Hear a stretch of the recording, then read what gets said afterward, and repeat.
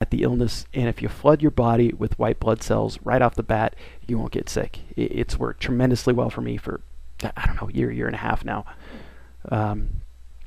Unable to sleep. That explains itself. Experiencing insomnia by way of nightmares, dreaming of UFOs, or being devoured by animals with large black eyes. I have horrible insomnia, and it was really bad when I was being abducted the most. It's not quite as bad now, thank God. I don't get the nightmares of being devoured by animals with large black eyes, though, personally. Implants. Your physician or you discover a small, strange object inside your body that cannot be explained. Common places are the hip, ankle, foot, nose, or hand.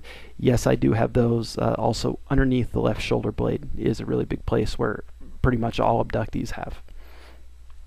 Terminated pregnancy. You become pregnant within a few months and the pregnancy is terminated without any explanation or discharge.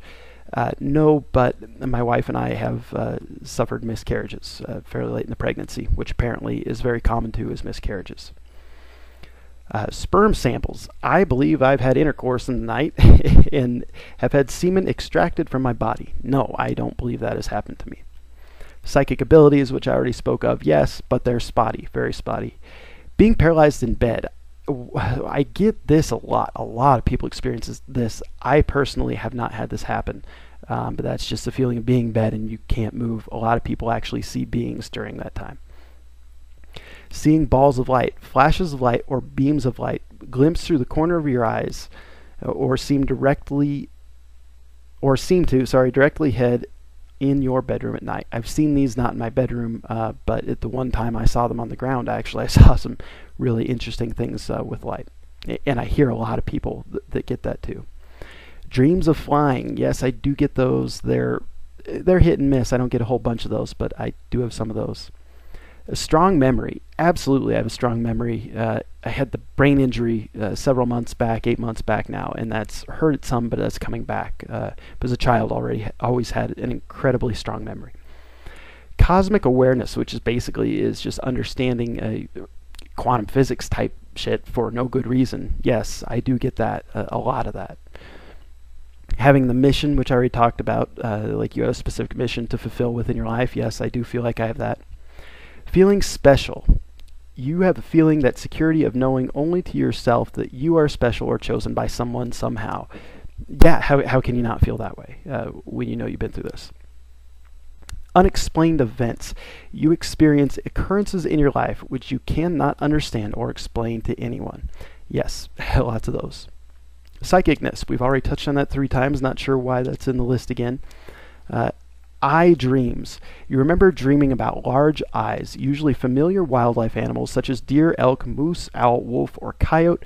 All you remember about the dreams is that they have unusually large eyes. Yes, I get that with deer and owls are the ones I get. I've also seen them personally in very interesting situations. Startled. You're awakened in the night, sometimes frequently, feeling a sense of panic or anxiety for no apparent reason. Kind of, I guess, I don't really get too scared by it, but kind of an uneasy feeling sometimes, yeah. Pictures of aliens. You have an aversion to looking at pictures or drawings of aliens similar to the grays shown on the cover of the book Communion. No, I don't get that. I find them fascinating, to be honest. I wish I had more distinct memories of what they looked like in person. That's a lot of the memories I've lost, so.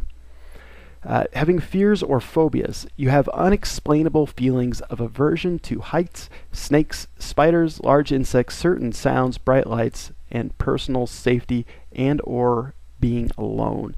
Yes, snakes scare the hell out of me. I will.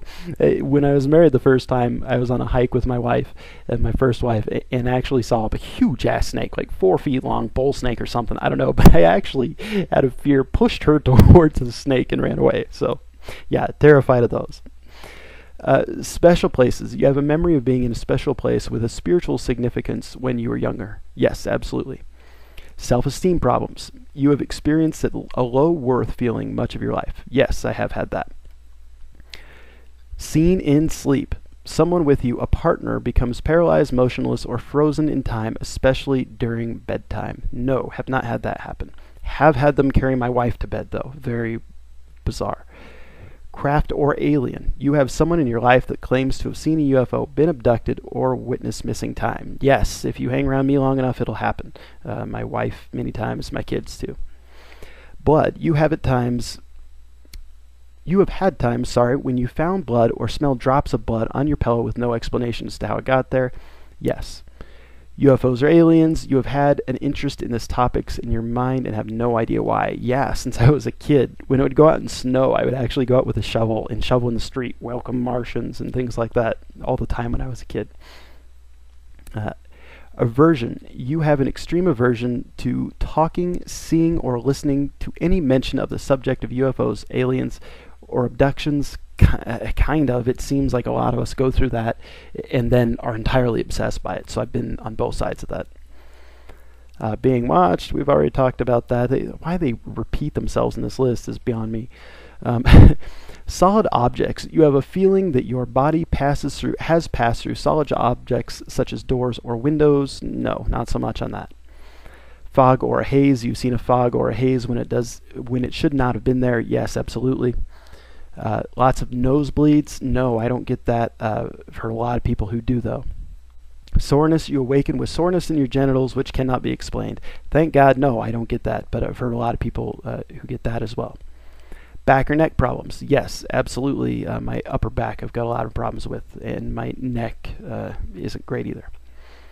Electronic malfunctions. Yes, God, I get this all the time. Radios especially, I do the weirdest shit with. The TV signal, we use an antenna actually. I will totally jack that up. I have to leave the room for the TV to come in, which is just fine by me. Not a big fan of TV, but yeah, I get a lot of that with electronic things. Ringing in the ears, no, I don't get that. A headache behind your eye, especially in the sinuses or just in one ear, no, I don't get that. Medical procedures. Dreams of doctors doing medical procedures upon your body. Yes, I get that. And another symptom that it seems like all of us freaking have is fear of the doctor. Most of us would rather be shot in the leg and like wrap it up with a towel and let it heal on its own than go to the doctor for a stomach ache. And I have that big time too.